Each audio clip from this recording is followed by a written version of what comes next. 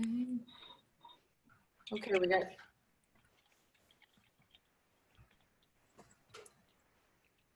attendees are starting to come in. So great.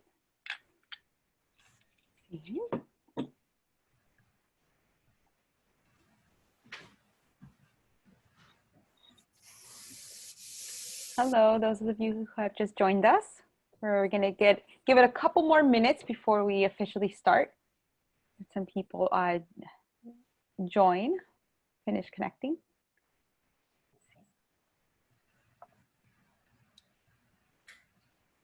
Great to see so many familiar names.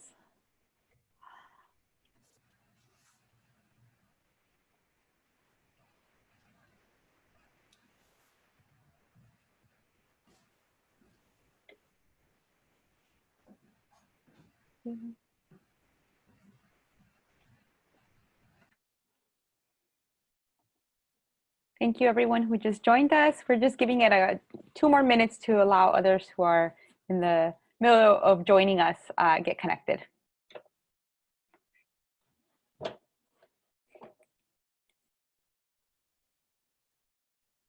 great to see so many people from different parts of the world.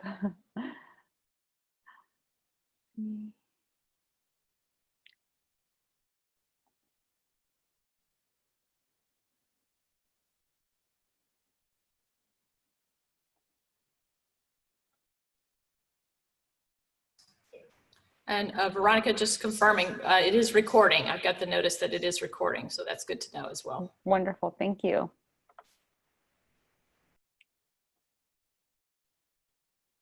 Great. I'll give it 1 more minute and then we can go ahead and get started.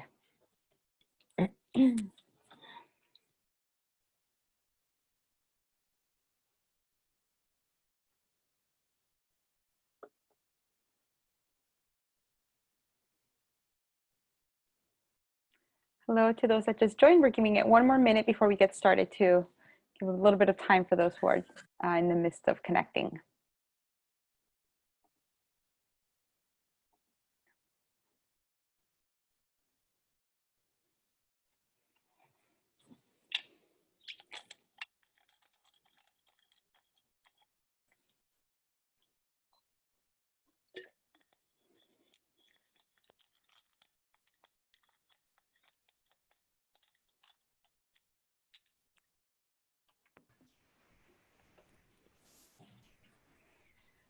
Okay, I think I'm gonna go ahead and officially kick us off.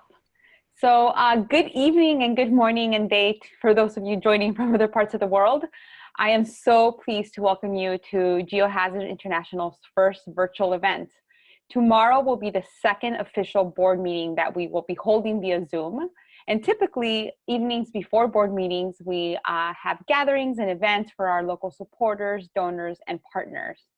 This time around, for obvious reasons, the global pandemic has prevented us from gathering in person. And although I'm disappointed at not having the opportunity of seeing so many of you in person, in many ways, this event is richer and more exciting as we are able to invite people from all over the world. And we are able to feature our international team members as part of our event. In the past, it has been a rare opportunity to hear from our international team members, and I'm absolutely thrilled that you will be getting to hear directly from them about their experiences, challenges on the ground, and thoughts for the way forward. Building resilience in the face of a pandemic, a conversation with our team in Haiti and South Asia. That's our event for today. You'll be hearing from 3 other people besides myself today. For those of you who may not know me, I am Veronica Cedillos, and I am honored to serve as GHI's President and CEO. I've served in this capacity since last year, since the retirement of our beloved founder, Brian Tucker. I will quickly hand it over to Susan Fields Bayley, who will walk us through the mechanics of the event today, and in particular, how we will be taking questions. Susan is GHI's Development Director. She's been with us for almost a year now, and she came to us with many years of experience in the nonprofit sector. And prior to experience in nonprofits, she worked as an aerospace engineer. We are very grateful to Susan as she's been the main organizer for today's event. Susan, please go ahead. Great, thank you so much, Veronica. And welcome. I want to do my own welcome to everyone. We're thrilled to have everyone here with us. We've gotten a tremendous response to this webinar, and so we're really pleased to have everyone here with us. A couple of notes for a Zoom webinar. For those of you, if you haven't done it before, there are two key ways to actually communicate with us. Because during the presentation, all attendees will be muted except for the panelists. And so the best way to interact is either through chat or Q&A, and both of those should be visible on the bottom of your screen, most probably. The chat box is used for technical problems or to chat with the panelists if you have something you want to say or something globally to everyone.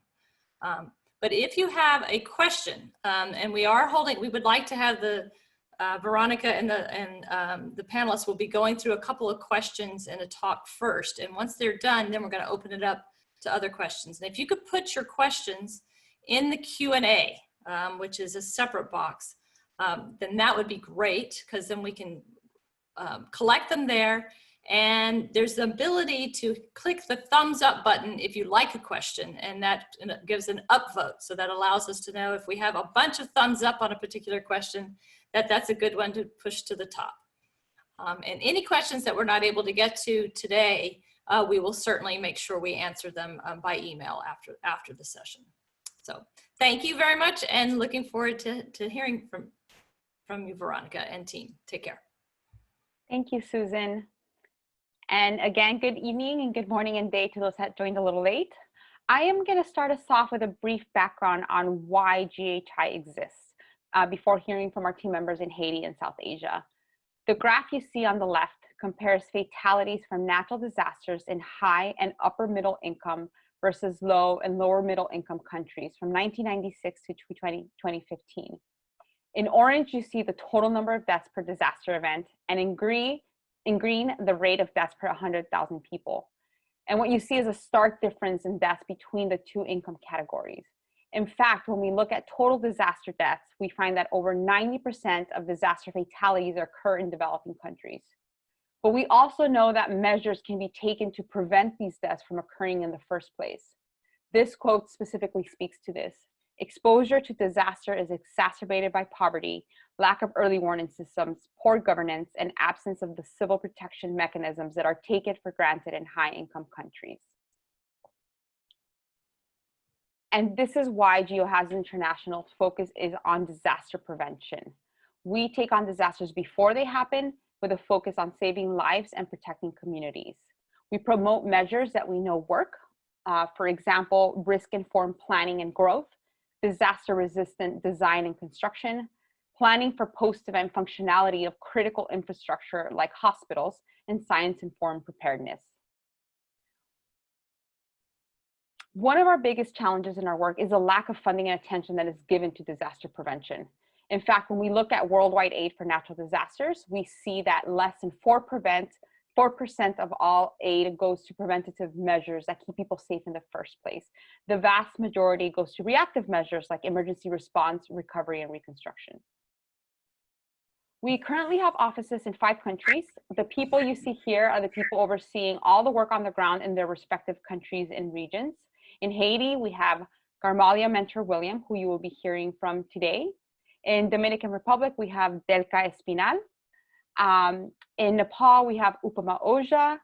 In Bhutan, we have Yi Shilote. And in India, and actually all of the person who oversees all the work in South Asia is Hari Kumar, who will also be speaking with us today. I also wanted to provide you a very brief update on GHI during these challenging times.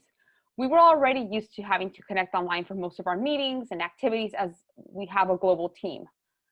So we've quickly adapted to working remotely, but of course there's been impacts on activities, especially those involving engagement of schools and on-the-ground building assessments. But we've been adapting our activities as we can and holding virtual workshops, meetings, and gatherings. Despite COVID restrictions, we have been able to make progress in all programs, including getting some new projects. And one of the key reasons that we've been able to move forward is because we have such strong local presence, and that's been absolutely key to keeping us moving forward during this time. We also managed to receive a paycheck protection program, forgivable loan from the federal government, intended to help support small businesses during COVID, and this included nonprofits. This was incredibly helpful as we were in the midst of launching our spring fundraising campaign when COVID escalated and donations took a hard hit. We have also been working very hard on our strategic plan, and we're very close to finalizing it. The process actually started a year ago when we interviewed over 90 people, including donors, partners, beneficiaries in 5 countries. The intent of that was to learn what we have done well in the past and where we could improve in the future. We use this information to inform our conversations with staff and board about what the future could look like for GeoHazards International. Today, you'll sense and hear of 2 aspects that are covered in our draft strategic plan. One is focused on addressing the most pressing natural hazard issues, including multiple hazards, with the goal of better serving the needs of the communities where we work. Garmalia and Hari will be speaking directly to this. And the other focus, which I find particularly exciting, is in strengthening our international offices. GHI is all about empowering community leaders to enable long-term impact, and well, our international staff are already leaders in their community. So by empowering them, we advance our mission. And Garmalia and Hari are excellent examples of this. I'd now like to introduce you to Garmalia and Hari. I'll start with Garmalia Mentor William. She's a GHI Haiti representative. She's been working with us since 2013. Garmalia is both a medical doctor and a disaster risk management specialist. She experienced firsthand the chaotic healthcare demands after Haiti's 2010 earthquake. This experience inspired her to devote her skills and career to improve Haiti's disaster resilience. Her experience combines 15 years in public health and disaster risk reduction efforts in multiple contexts and countries.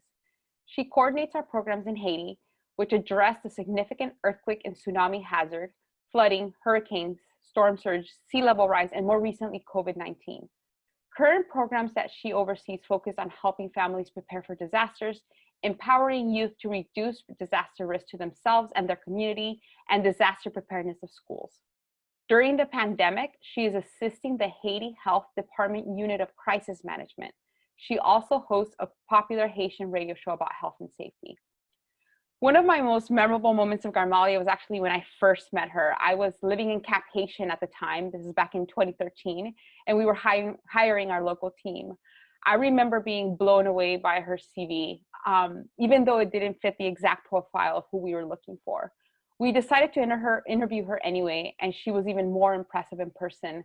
She exuded intelligence, leadership, and dedication. Turns out we made a great decision to hire her. She really is an exemplary leader and is truly dedicated to her community. Next, I want to introduce you to Hari Kumar, GHI South Asia Regional Coordinator. Hari has been with us for 16 years, making him the person who has been at GHI the longest. Hari Kumar is a civil engineer with more than 3 decades of experience in the field of safe shelter, disaster risk management, and earthquake risk reduction. He is responsible for GHI's ongoing work in India, Nepal, Bhutan, and Myanmar. These have included programs working with policymakers, engineers, builders, and geologists to implement risk reduction strategies that promote safer planning, growth, and construction methods. He also has extensive experience working to improve the ability of health facilities to function post-disaster. Before joining GHI, Hari assisted the Indian state of Orissa following the 1999 super cyclone to prepare for future storms. These measures continue to make a difference, as shown by India's successful evacuation during this year's super cyclone. Hari also serves as the president of GeoHazards Society, an Indian-based local nonprofit that is a sister organization to GHI. One of my favorite things about Hari is how he carries out his work. He does it with so much compassion, patience, and sense of purpose. He also has this amazing gift in bringing people from different backgrounds, perspective, and expertise together to work towards a common goal. This is very fortunate for us because that's exactly what our work requires. That is, to create long-lasting change and impact, we must be patient and constant in our work.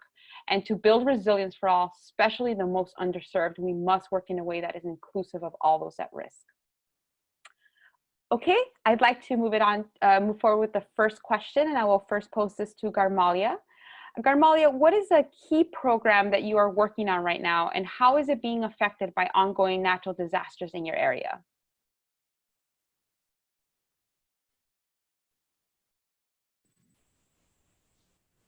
Good afternoon, everyone. It's a great pleasure to meet you tonight and share my experience with you. Thank you, Veronica, and all the team for this webinar and for the question. I'm so enthusiastic to talk about Timon in Action, Kids in Action. This is a project I dreamed about years ago. GHI and the Morans made it come true. This project envisioned the involvement as well as the empowerment of kids and young people at an early stage, as they will be the future actors of change.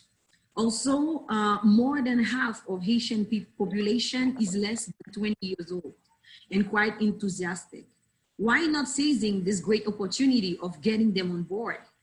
It is also crucial to mention that the 2010 earthquake has taken away so many lives, so many young lives, as the schools were not earthquake safe and are still not. We definitely need to work in school in order to ensure that principals, teachers, and school children, as well as the disabled one, are prepared and spread the word with their own voices. This is also a tricky way to get parents and families informed. Unfortunately, long-term political instability has impeded us to work as planned. Besides the socio-political crisis, natural disasters such as COVID-19, as well as the cyclonic season, might interrupt some of our activities. However, we have figured out means to accomplish the project efficiently by involving scout troops while schools do not resume sessions yet. I believe that this project will allow young people to advocate for school safety and the integration of disaster-related topics into school curriculum. Also, as Veronica mentioned, we are holding now activities to help containing the spread of COVID-19. As you know, our name, GeoHazard, it states partly our mission, as we mostly focus on reducing suffering that are provoked by geological hazard. However, working in countries that are prone to multiple hazards, such as hydrometeorological one and epidemics and pandemics, we cannot stay insensitive or unfeeling, expecting to help when the next big one strike while communities are decimated. While waiting for school to reopen and start Kids in Action project, our staff, along with Young Scout, with CERT members, Red Cross leaders, we are currently helping containing the spread of COVID-19 by sensitizing themselves, their communities. So 5 young teams recorded with their own voices safety messages regarding protective action to adopt during post-COVID. While protecting themselves, they walk across public markets to disclose safety messages and answer questions. They put posters in public transportation, distribute washable masks, and place hand washing sessions, which are very welcome by the population. Most of people that we meet, they only mention that they have heard many messages from other organizations, but they just realize that we not only tell them to do that, but we bring them the mask. So they say, you guys, you add action to your words. So we just realized that the population is very happy to have the mask and wear it as soon as we provide them to them. Thank you. Thank you so much, Garmalia. And I also want to thank the Moran family, not only just for generously funding these efforts, but also for the willingness to be flexible and adaptable to the changing needs and conditions on the ground. That has been incredibly helpful for us to carry out these activities.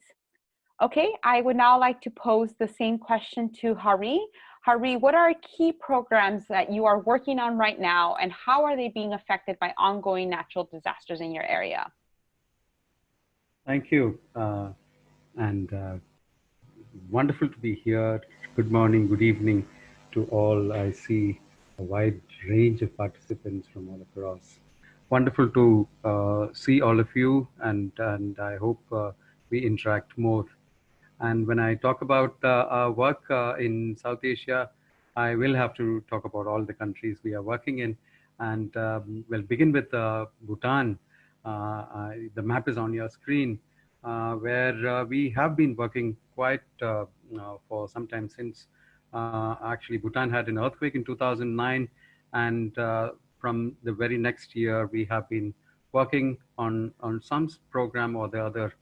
So we have a pretty long history of working with them.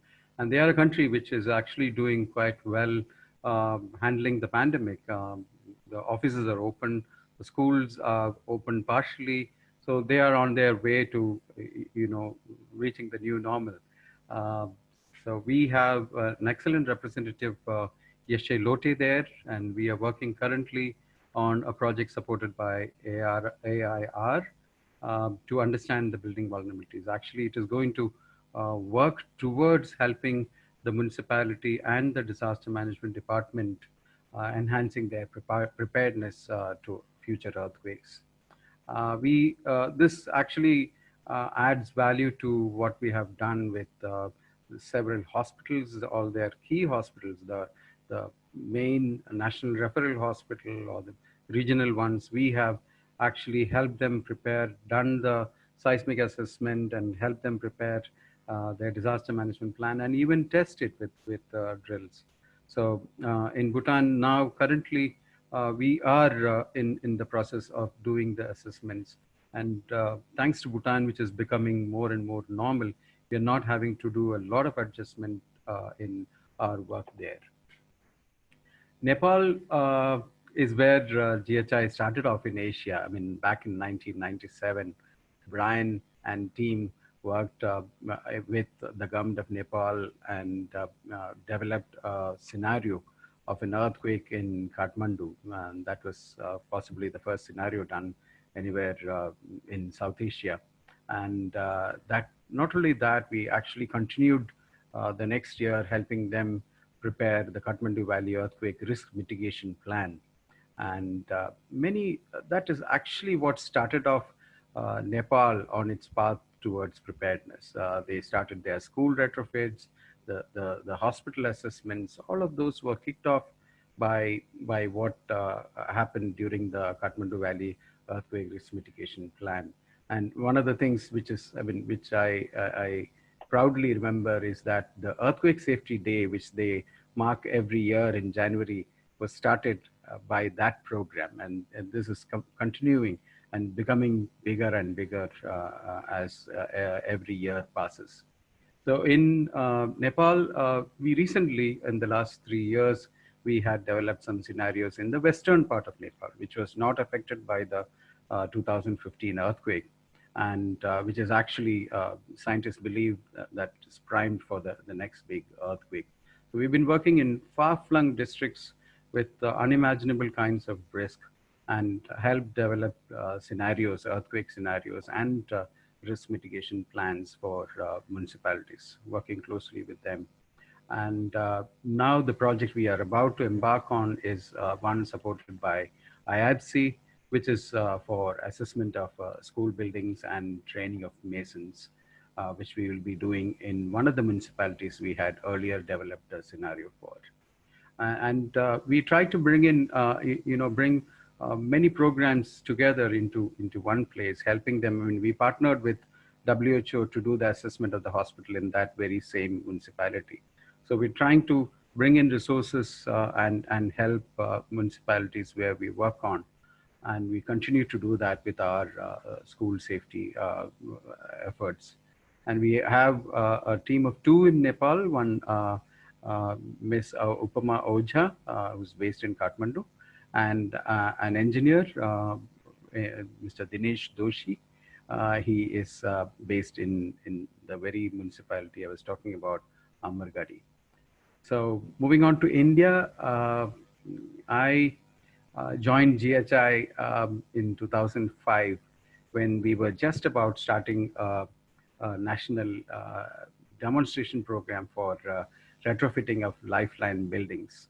And that continued. We developed our work in India, worked with various partners, with various state governments all across the Himalayas. And I think we have worked in almost all the states of India, and with a lot of focus on the Northeast, which is actually at greater risk to earthquakes and landslides. The current projects which we are doing are two. One is both are supported by the World Bank.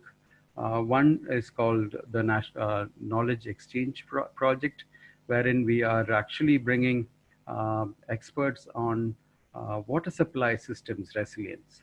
So we're looking at the water supply systems in two towns in the Himalayas, and bringing the water supply department officials, the engineers from the municipality, the geologists from the Department of Geology and Mines, and also the members from the state disaster management authorities together with experts from the US who have worked with water supply systems, like Craig Davis, who worked with the Los Angeles water supply systems, and Kevin Clahan bringing in the landslide part. So we're bringing this whole lot of people together to discuss on the vulnerabilities of their water supply systems. This project was supposed to be done physically with people actually visiting these water supply systems, but we are having to adapt it to virtual meetings. So we're going to have a series of virtual meetings in which the experts guide the local water supply division engineers in doing an assessment, a virtual assessment of the water supply systems. And we are trying to, at the end of it, to develop guidance on the assessment and mitigation of water supply systems towards better resilience. In this project, we also have one component to develop something like a California Seismic Safety Commission here for the country. That is also, we'll be working on a white paper for developing a Seismic Safety Commission here. Another project, the other project we are working on is in the south of India. You can see on the map that towards the tip of India, southern tip of India, in my home state of Kerala, where we are looking at the building regulatory capacities, the capacities to enforce building regulations. So this project has actually three components, looking at how the building regulations in Kerala consider the various natural hazards Kerala is prone to. Kerala is prone to cyclones, tsunamis. It has been affected in the 2004 Indian Ocean tsunami. It has been affected by devastating floods in 2018 and 19 in August, and a series of landslides. So we are examining these building regulations to understand if the regulations actually consider the hazards well, and if the municipalities have the capacities to enforce these regulations. This would have been very difficult to do virtually, but we are lucky that we have a 14-member strong team of experts who bring in actually centuries of experience, people who have retired from the state town and country planning department and housing departments. And they are working closely with the government in carrying out these assessments. And that project is due to end in September. So those are the things we are doing in the region.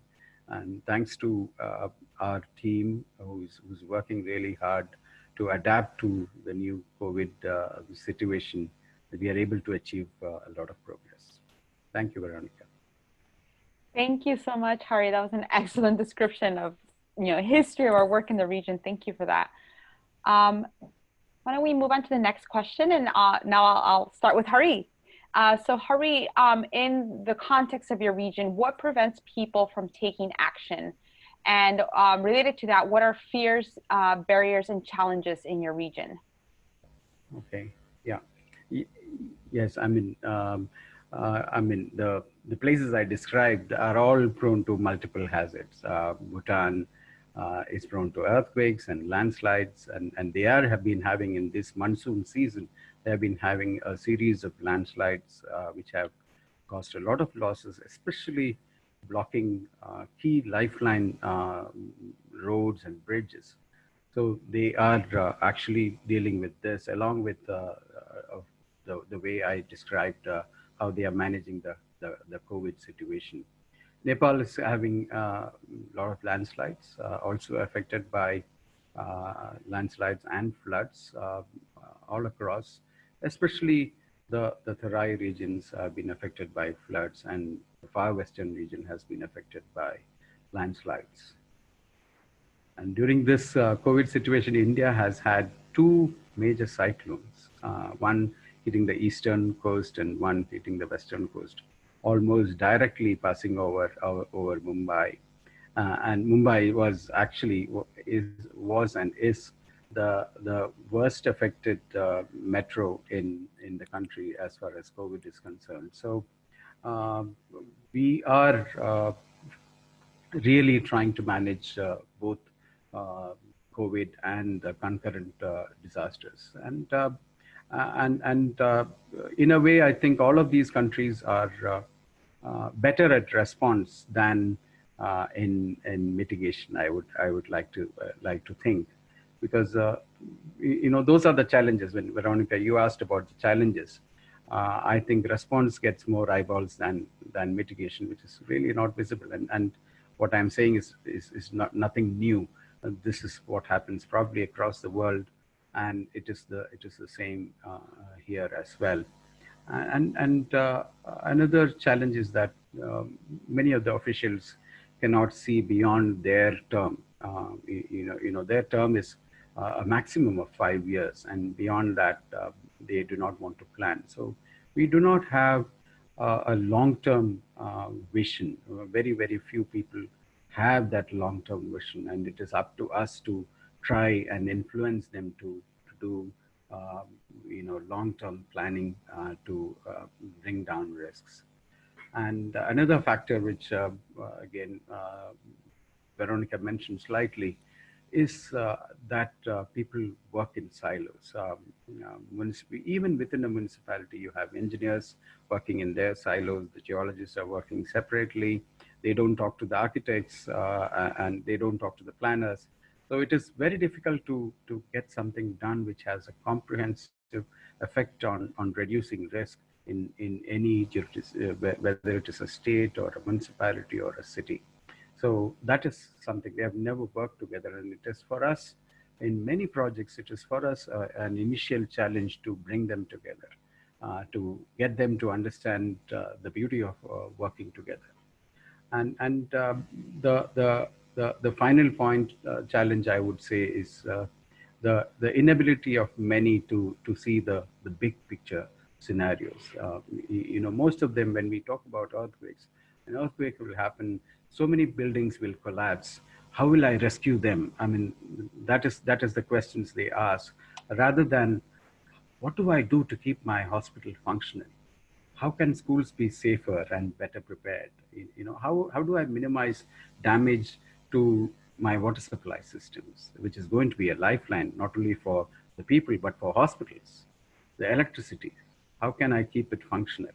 So these are the questions which are not asked, and we are trying to get them to ask these questions. Scenarios which we are doing in many places are helping, but mitigation planning as the next step is a must. And that is the challenge really for us here. Thank you. Thank you, Hari. Yeah, that's a lot of challenges, and I think making this work even more commendable. So thank you for all your work in that and pushing that along. So I now like to pose the same question to Garmalia. So Garmalia, in your region, what prevents people from taking action? And related to this, what are fears, barriers, and challenges in your region? In all societies, people are usually reluctant to behavior change. However, each country, each community faces particular challenges. Most Haitian citizens only believe when the event just strike. Most of them are believers and think that God will make a way. Other think that disasters are punishment, so there is no need to learn from them or get prepared. So religious beliefs are one of the major barriers that we have in Haiti. Disaster risk reduction is not a high priority for the government, and political instability provokes discontinuity of action most of the time. Low level of literacy is a major barrier to public education. Lack of community awareness and readiness enhance the vulnerability of most communities and the most marginalized one. We are also facing lack of energy, which impedes a broad dissemination of information. Lack of appropriation of the stakeholders decrease the sustainability of project impacts.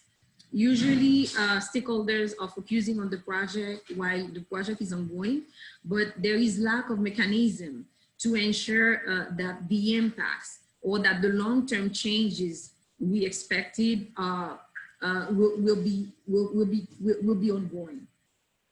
Also, we face lack of involvement of young people. I think that reduces their motivation and their creativity. So we need to involve much more kids and young people. As I mentioned at the beginning, they are the future actor of change. So we need to involve them from a young age. We also face limited capability of local government that impels much more efforts from our side in the time that we collaborate. Also, the lack of inclusion provoke frustration among disabled, among special need individuals. Then they expect much more from us. And we also realize that decision makers and lawmakers, they do not collaborate with scientists. They tend to comply with what they have in their portfolio. If they are mandated for 4 years, they mostly tend to comply with what they aim to do. But they sometimes don't think in the long term. And one of the challenges that we have is that usually decision makers do not want to invest in this to prevent or to mitigate disasters that might occur in the long term. For example, they mostly tend to react to cyclones as it happens every year. But when it comes to earthquake, so they don't want to invest that money thinking that an earthquake might happen 20 years or 50, even 50 years later. So this is one of the major issues that we're facing when we advocate for disaster risk reduction activities. Thank you. Thank you, Garmalia. Great summary of the challenges there. So last question before we turn it over to audience questions. So Garmalia, I'll start with you.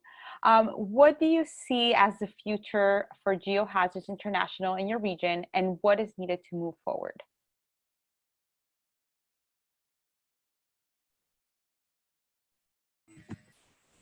Yeah, any organization cannot move forward while its staff is moving backward. So to answer your question, I should first plan on where I would like to be while working for GHI in the future.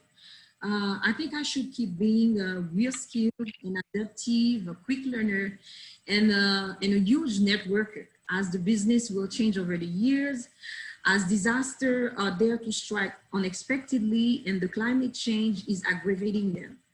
I think also new disaster-related organization will come up and will probably be more competitive. So I think consumer behavior might change and technologies ramped up. Cultures, priority, and sector must change with new nimble blood. And during the last few decades, biological emergencies have assumed an increased importance. Major outbreaks related to new and re-emerging infectious diseases such as influenza, cholera, and coronavirus. The latter is the best example of how healthcare systems should change the traditional focus on disaster risk management for the health sector from responding to emergencies into broadening the focus to a more proactive approach with emphasizes prevention and mitigation. Also, according to PAHO, more than 16,000 hospitals in Latin America and in the Caribbean are located in vulnerable areas. And here in Haiti, right after the earthquake, more than 50 hospitals have collapsed or have severely damaged due to the earthquake. And also other hospitals are located in quite vulnerable areas in different departments of Haiti. So I think that we should seize the opportunity to help to work with hospitals, because after the earthquake, not many lessons have been learned, and hospitals are still not prepared. There is still not emergency plan at hospital. So I think we need to help hospital to be prepared physically and also operationally. So then there is an urgent need for us GHI to jump into the health sector. And also, as you might know, my background is I'm a medical doctor and also I'm a disaster manager. So I think being on the field and knowing what is needed, so I think this is another opportunity for us to work in this field. And second, Haiti has a young, enthusiast population, which is not yet aware of their capabilities or their strength to participate in disaster risk reduction activities. So I think, again, that GHI should get them involved and be creative.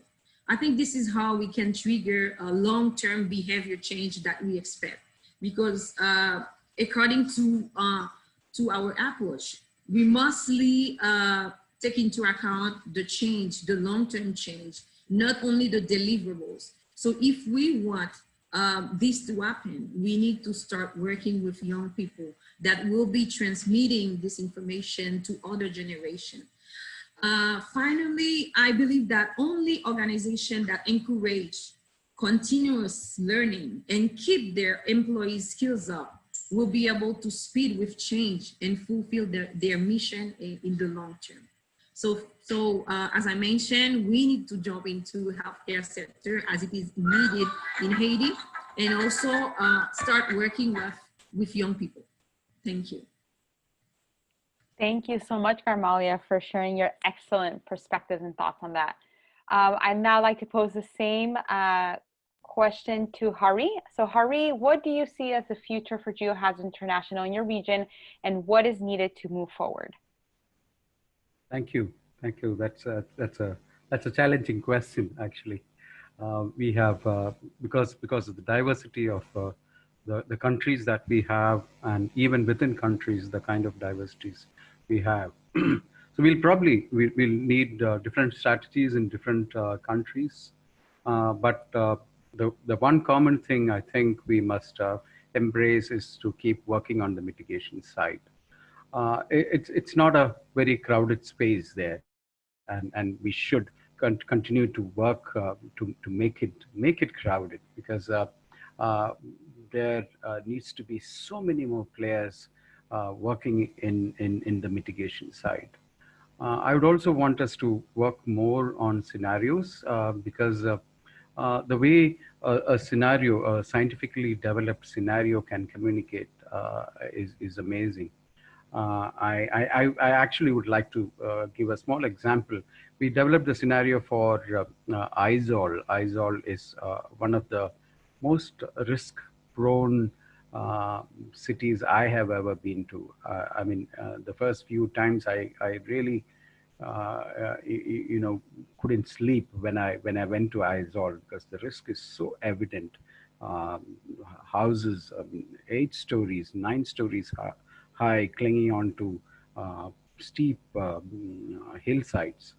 And we developed a scenario where we looked at the way the buildings will behave, the way the landslides will happen, the earthquake-induced landslides will happen. We looked at their water supply system, a single source water supply system. We looked at their hospitals. We looked at their schools, their electricity. And when we were presenting the scenario to the government, we had a full audience from various sectors within the government. And the scenario earthquake was set to happen at 2 o'clock in the afternoon on a working day. And my presentation was interrupted by the head of the hospital there. He said, you have kept this earthquake at a very wrong time. 2 o'clock is when we close our outpatient department. And I personally, I go to collect my daughter. And so, I will be in between these two places. And should I go back to the hospital or go and get her from the school? And I realized that, the scenario is making this very, very real for each of the people who are listening to or reading on our scenarios. And I believe nothing communicates the risk like a scenario does. So we should continue to work on scenarios and not limit ourselves to the earthquake scenarios. I mean, climate change is real, but it's not accepted by every administrator out there, and they need to see what their city is going to be like in 20 years, 30 years, what the frequency of the events are going to be. So I think we should continue to communicate the risk through various means, especially scenarios, and help them take the next step towards planning for the long term, and keep working with the government. And there's no force multiplier, no better force multiplier than the government. Whatever you do with the government has long-term effects, can have long-term effects. And that for that, I think we need a lot of lateral leadership skills. We cannot lead them from the front. We have to, nudge them along onto the paths of preparedness. And the last point, maybe I would think that we should continue bringing people together who don't work together. Keep connecting people. I think GHI should steal Nokia's tagline, connecting people. Thank you. Wonderful, Hari. I like that suggestion. Thank you both for your excellent responses. Before we move on to questions from the audience, I'd like to just take a moment to recognize our corporate partners. This includes sponsors who provide unrestricted funding, which is very helpful for keeping our operations going, and our corporate funders who provide funding specifically for projects and activities in the places where we work. I'd also like to just say thank you from all of us to our technical partners, to foundations, individual donors, and for everyone joining today. So now I'll hand it over to Susan, who's going to handle the questions from the audience. Hi, thank you. Thank you, Veronica. And thank you, Hari and Garmalia. It's been great having, I learned something from you, each of you, every single time you talk. So it's wonderful to hear that. So we have a question, and I think, Hari, you've seen it up front too, but the question is, what involvement do you have with hospitals in South Asia that have substandard building structures and poor performance in earthquakes? Can you give them a feel for that, where we stand with that?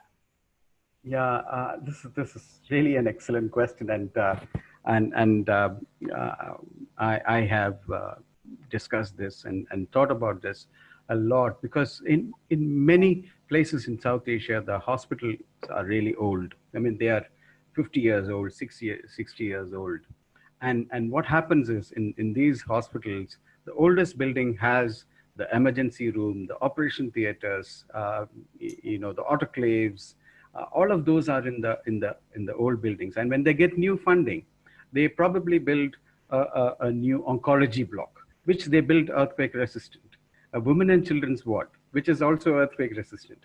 And finally, I mean, it is a challenge for us to convince them that you need to protect your critical services. You have to remain functional. You need to move your critical services out of those old buildings. You can continue to use them, retrofit them, maybe up to life safety, continue to use them as something else, but your critical services have to move.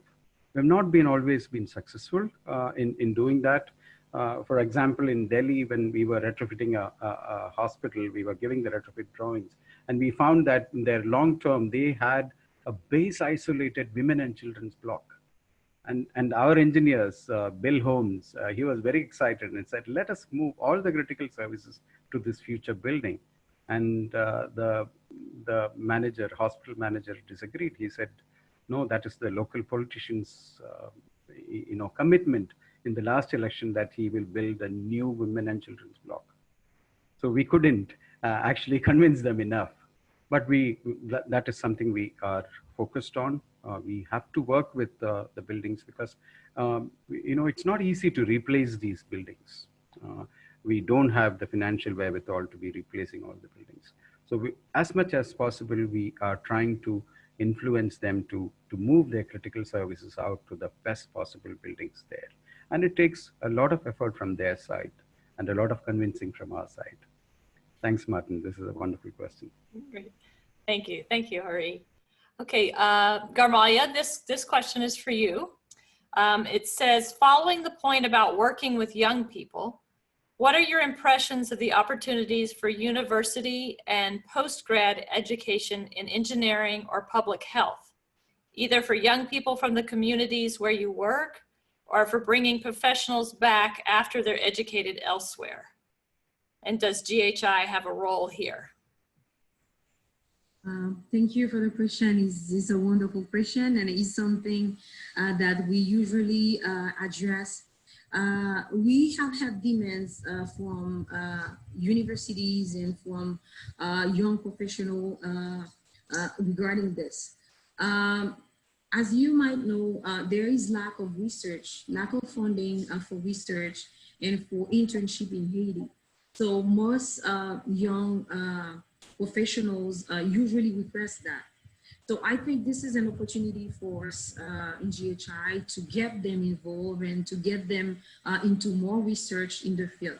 Because sometimes when we aim to develop proposals and other kind of research, so there is lack of studies most of the times. So I think if we jump into it and get them involved, maybe if we can have internship and get them working with us so they can acquire much more experience in the field, and they might develop more studies regarding disaster related topics. So I think in the future, we will find means to envisage to work with academics, with universities in Haiti. Moreover, universities that, state universities, also private, and the one that in Faculty of Sciences, Engineering Sciences, and disaster-related majors. So I think in the long term, we might be able to find means to work together. Great, great, thank you. So we have another question from Sarah Lanning in San Francisco, and I think it's for you, Garmalia, again. Where do you see the biggest change in Haiti in terms of increasing resilience in the near future? Where have you seen the most change, I think is what she's asking. Yeah, thank you, Sarah. I have met Sarah. Okay, good. Yeah, thank you, Sarah, for the question. I think this is a tough question. We all in Haiti, we hope for change, and there are many needs. As you know, GHI has tried to address the most urgent one, but I think we need much more focus, much more priority for disaster-related activities. I think that the state should engage more, should invest more in disaster risk reduction activity. They should strengthen more the local government in order for them to be more autonomous and to be able to intervene during catastrophe, because usually we tend to wait for the central level to intervene, so it takes time, and we tend to wait for the international community to intervene. But if the local government is reinforced and has enough capability to help people and to make many prevention and mitigation, So I think this is how we can hope for resilience. And also, I talked earlier about inclusion. There is a part of the population that we leave behind. So especially people and moreover the disabled one. So most of the projects are not inclusive, and the government also has not put enough attention to this group. So I think this is one of the way to get this change in Haiti. And this way we can reach to a better community preparedness and readiness. So people will be aware of the risk, they know them, they understand them, and they will be quickly able to adopt measures. Because if you come and just advise them on what to do and they don't even understand the risk, they don't know the risk, they don't know how exposed they are or how vulnerable they are. So they tend to not comply with what you mentioned. But if you have a participative approach and you get them involved, so I think this is the best way we can achieve that. And in Haiti also, we lack of public and private partnership. Usually it's all depends on the states, and the private sector is not engaging themselves in community, in disaster risk reduction activities. So when all, so it's a big burden for the state as they lack of fund. So if the private sector get involved, so I think this is a way we can hope for this change in Haiti. And we should keep insisting on best practices, because we have best practices. So we should build on them while we're teaching people new safety measures that should adopt from the long term. Thank you. Great, thank you. So we have a question here about multi-hazard and how are we, how GHI is working to, and how our board and staff has had a fundamental policy that we consider COVID-19 as one of the natural disasters that maybe the listeners don't really have a full appreciation of. And so we were asking if we could address that. So I don't know if Hari, you want to cover that, or Veronica? Hari, great. I can start, and Veronica can kick it forward. Yes, I mean, COVID-19, though a real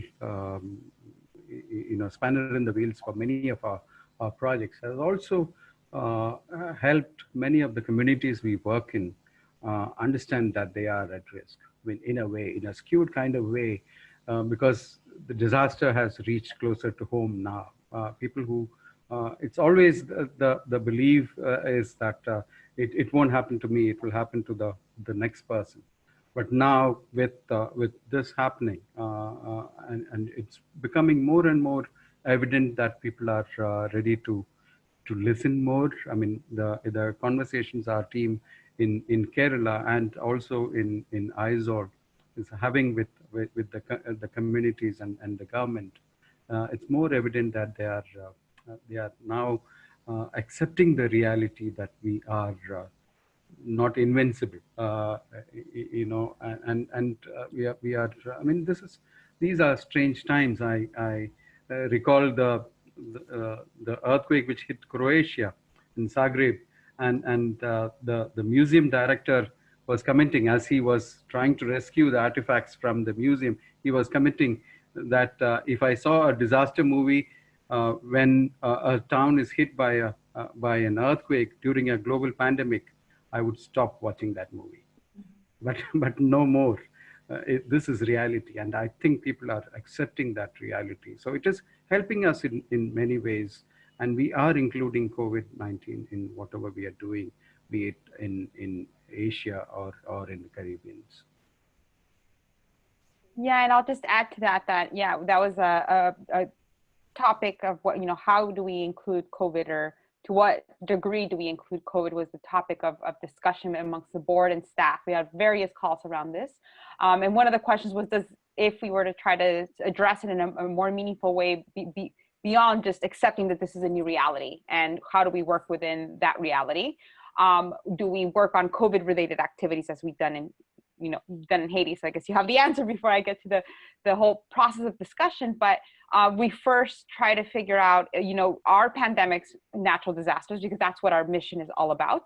And per UN definitions, they are. So we thought that it was within our mission. Now we said, okay, does it make sense for us to address these the pandemics in particular? And in the case of Haiti, we have we're very fortunate to have a medical doctor who has experience in emergency and disaster management, and there was a great need and resources to help support some of the work. And so I think it's really the level of engagement in terms of related to COVID related activities, project activities that are mostly focused on COVID, is really going to depend on the local capacities of our staff in the different countries.